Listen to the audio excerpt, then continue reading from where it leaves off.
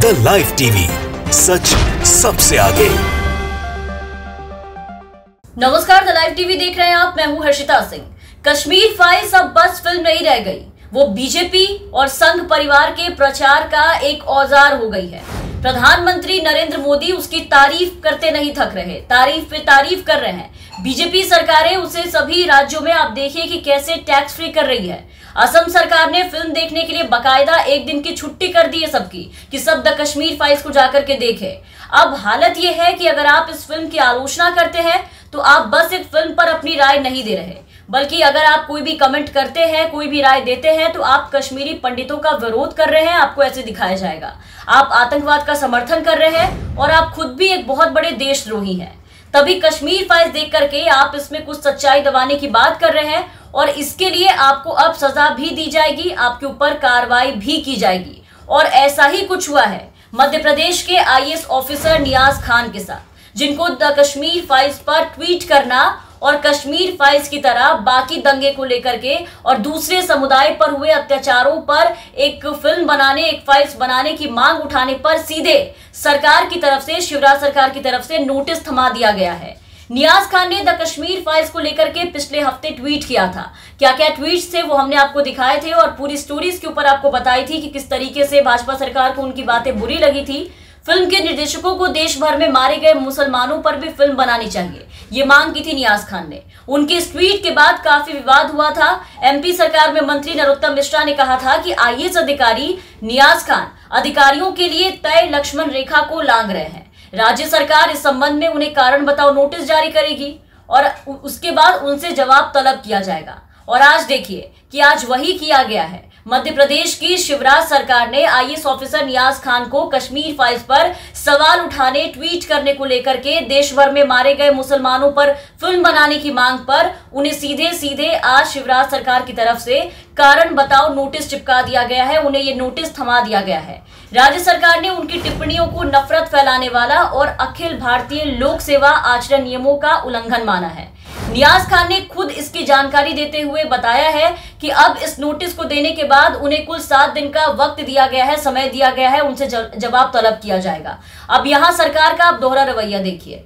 BJP सरकार ने आज नियाज खान के ट्वीट को लेकर के, उनकी मांग को लेकर के उन्हें नोटिस थमाया और नफरत फैलाने वाली और अखिल भारतीय लोक सेवा आचरण नियमों का उल्लंघन बताया है, उसे माना है। लेकिन यही चीज जब कश्मीर फाइल्स देखने के बाद जो माहौल बाकी लोगों के द्वारा देश में बनाया जा रहा है और जो कांड किए जा रहे हैं, कहीं नफरती भाषणबाजी की जा रही है हिंदू धर्म के लोगों को, देखिए कि कश्मीर फाइल्स देखने के बाद जो खुलेआम मुसलमानों के खिलाफ में हथियार उठाने, त्रिशूल उठाने की बात सिखाई जा रही है, उन्हें उकसाया जा रहा है।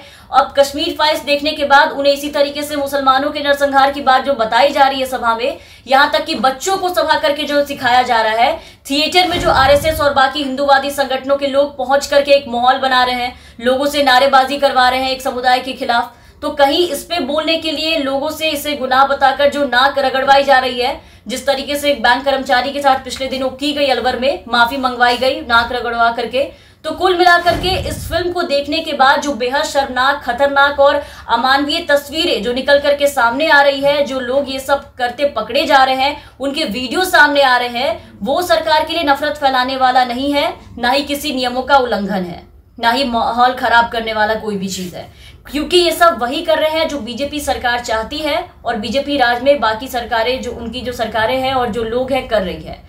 जो इस फिल्म के पक्ष में होकर लोगों को बदला लेने के लिए उकसा रहे हैं, दंगे करवाने पर तुला हुआ है ये पूरा, जितने भी इनके संगठन के लोग हैं, वो सब सही है भाजपा सरकार में। लेकिन जो कश्मीर फाइल्स में मुसलमानों का पक्ष ना दिखाने पर एक शब्द भी बोल रहे हैं, जो इसे दिखाने की मांग कर रहे हैं, वो सीधे सीधे गुनाहगार बन जा रहे हैं। उन पर कार्रवाई हो जा रही है, उन्हें नोटिस भिजवाया जा रहा है, उनसे जवाब तलब किया जा रहा है। यानी कश्मीर फाइल्स अब लोगों की गद्दारी तय करने की एक नई कहानी, एक नया तरीका बन गया है। और इससे बकायदा फायदा किसका होगा? जहां तक मुझे लगता है, मेरी समझ से कश्मीरी पंडितों का तो नहीं होगा। उन्हें ये सब करके तो बीजेपी वापस से बसा नहीं पाएगी, चाहे जितने भी लाख दावे कर ले। अभी तक 370 हटने के बाद भी क्या कुछ हुआ आपने देखा। उनकी घर वापसी और मुश्किल होती जाएगी। सरकार घर बना देगी, बस्ती बना देगी, लेकिन घर का तापमान रहने लायक नहीं बना पाएगी। सरकार इस फिल्म के जरिए कश्मीरी पंडितों के दर्द को सिर्फ और सिर्फ एक पॉलिटिकल टिश्यू पेपर की तरह इस्तेमाल कर रही है, जो हर एक चुनाव में मुद्दा उठा करके किया जाता है। लेकिन ये सब करके जिससे फायदा और भला होगा वो दोनों ही होगा, तो सिर्फ बीजेपी का होगा, कश्मीरी पंडितों का नहीं होगा। अब जो भी माहौल बनाया जा रहा है उससे बीजेपी का भले ही भला हो जाए, कश्मीरी पंडितों की स्थिति में कोई बदलाव नहीं आने वाला है। तमाम खबरों और अपडेट्स के लिए आप बने रहे द लाइव टीवी के साथ। द लाइव टीवी, सच सबसे आगे।